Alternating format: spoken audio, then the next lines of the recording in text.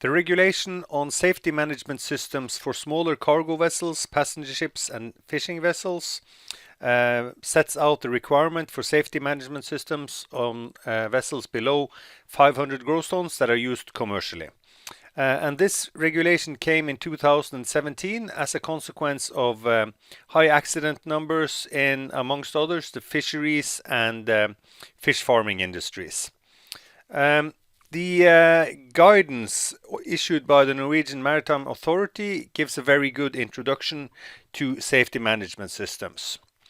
Now, safety management, that is a set of rules and systems that have as their purpose to take care of safety at seas, to stop accidents from happening that cause injury to humans or loss of life, to avoid damage to the environment, especially the marine environment, and also to avoid accidents that have a material value cost. And a basis for all safety management systems is that all humans, we make mistakes. Safety management systems shall help us to reduce the risk that our human errors get big consequences. And the facts are clear. If you use the principles for safety management systems, the accident numbers and the accident risk decreases. And we are going to go very quickly through some central terms in this in safety management systems. Risk assessments and procedures, documented procedures, are key elements in risk assessments, and especially good risk assessments are vital in anything that has to do with safety management systems. If you don't have a systematic overview of the risks involved in an operation, it's not possible for you to work in a directed way to avoid these risks. So we have to chart out what can go wrong. What can happen? How probable is it that these things happen? And what are the consequences if they happen? As a continuation of these questions, we have to think on what can we do to reduce the probability of a certain thing happening? And what can we do to minimize the consequences if it happens? When you've done this risk assessment, you normally end up by describing a certain way of doing an operation, a procedure that enables you to do it in a way where the risk is acceptable. So you want to reduce the risk to an acceptable level. And there's a number of things that you may need to do. Some examples of measures that can reduce the risk can be the use of personal protective equipment like helmet, safety shoes, buoyancy clothes, safety goggles, ear protections, etc. Stronger requirements for training and familiarization.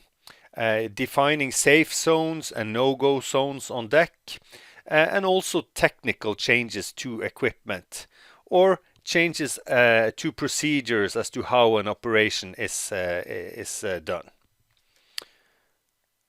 Now, good risk assessments have always been a central part of good seamanship. What is new now is that these risk assessments have to be documented. You have to document that you have done a thorough assessment of the risk involved in an operation. And there's loads of different digital aids that can help you with risk assessments. We're going to be looking at some examples from the Norwegian Work Inspection Authority, Arbeidstilsynet, which are pretty basic. And what we see here is a list where you have what can go wrong first. You describe the consequence if it happens, how often it happens, and comments. And as a result of this, you can, based on the frequency and the consequence, you can put the individual item into the risk diagram. On this axis here, you have probability, how often it happens, very often, often, quite rarely, very rarely. And on the x-axis here, you have the consequences if it happens. Very serious, serious, not so serious, or negligible. Negligible. So these four items, we're not going to go further into them, but depending on how they are assessed to the seriousness and the frequency, you can place them in the risk diagram. And you can see that some of them are in the orange to red, not so good. In those cases, you should find measures to reduce the risk. And risk-reducing measures can be they can be technical, they can be operational.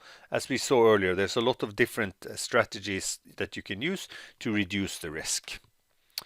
When we are working to reduce the risk, we have to think both of barriers and preventative measures, and we're looking at man overboard. If we're looking to prevent a man overboard from happening, that's one side of the equation. The other side is to limit the consequences if you have a man overboard. So preventative, you have handrails, safety wires on deck to prevent you from falling overboard. You define no-go and safe zones on deck. That also reduces the risk of falling overboard. And maybe you close the deck off entirely when it's not strictly necessary to work on deck. Also, training often ends up on that side. Good training reduces the risk. If you want to look at what you can do to limit the consequences if you have a man overboard, well, you can say that everybody has to wear a buoyancy suit when they're working on deck. You require people to wear a helmet, which reduces the risk of having knocks on your head and falling overboard with loss of consciousness. Good man overboard exercises that enable you to pick up a person from the ocean as quickly as possible. You can have man overboard buttons, personal safety radios, searchlights, a number of technical measures that you can implement in order to reduce the consequences if somebody falls overboard.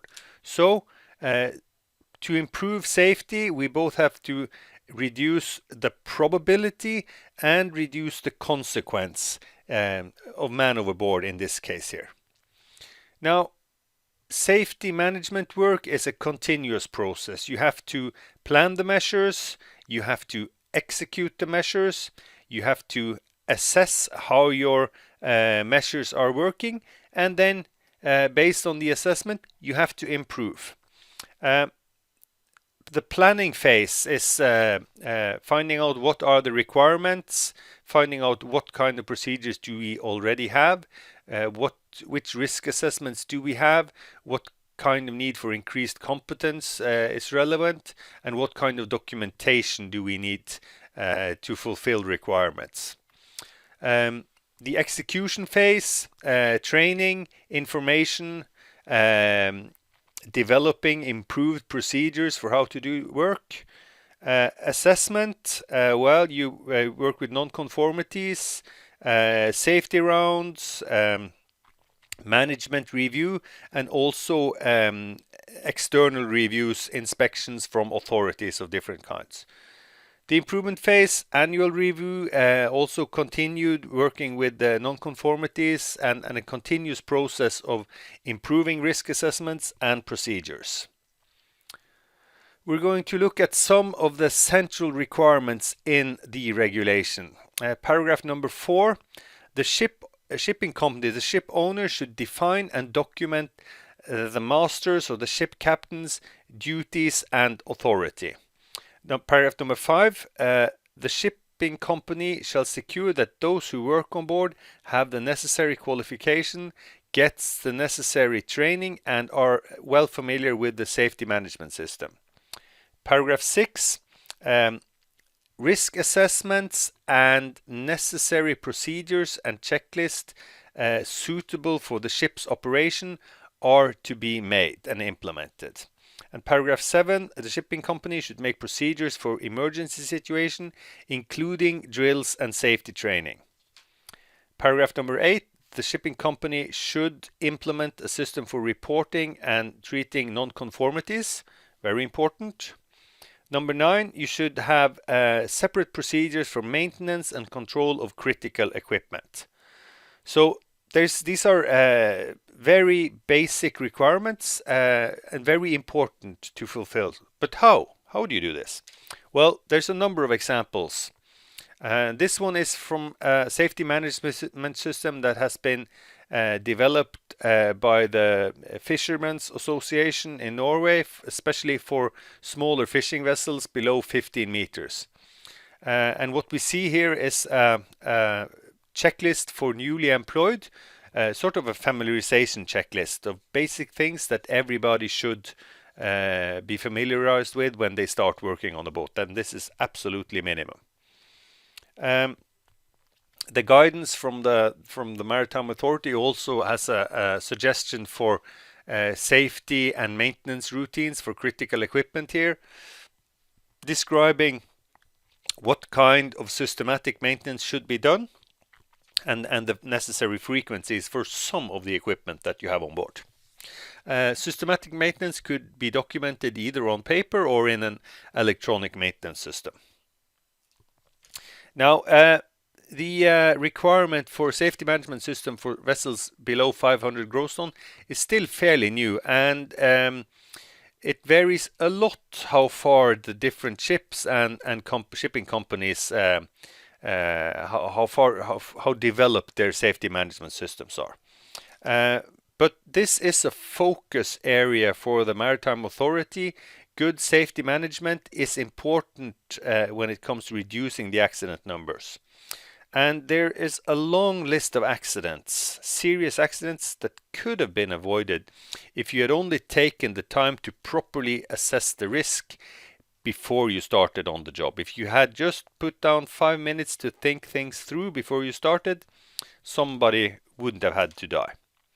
The point is, on ships that have good procedures for good safety management system, the chance of you coming home alive and sound after your day's work is bigger than if you're just doing things on the chance.